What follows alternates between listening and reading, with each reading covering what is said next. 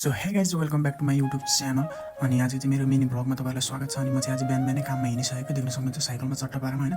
अब काममा जानुपर्ने हुन्छ। आज चाहिँ होली तर पनि म चाहिँ काममा जान छोडेको छैन। अब गएर काम गर्नुपर्ने हुन्छ। अनि म चाहिँ काममा पनि पुगिसकेको। अनि देख्न सक्नुहुन्छ यहाँ चाहिँ होलीको रमझम चलिरहेको छ। परतिर होलीको रमझम चलिरहेको छ। अनि तल चाहिँ मेरो अङ्कलले स्कुटर धुँदै हुनुहुन्छ। अनि यतातिर चाहिँ फेरि दाइले चाहिँ कपडा धुँदै हुनुहुन्छ। त्यहाँनिर काम गरेको कपडा फोहोर हुन्छ नि त, त्यही भएर कपडा पनि धुँदै। तल चाहिँ दुईजना आफ्नो पारामा धुँदैछ। अनि म चाहिँ माथि चट्टा पारामा घाम ताप्दै बसिरहेको। उहाँले धुको देखेर मलाई पनि जोस जागर चल्यो। अनि त्यही भएर म पनि माथिबाट झरेर मेरो साइकल बाहिर निकालेर म पनि साइकल धुनुतिर लागेँ।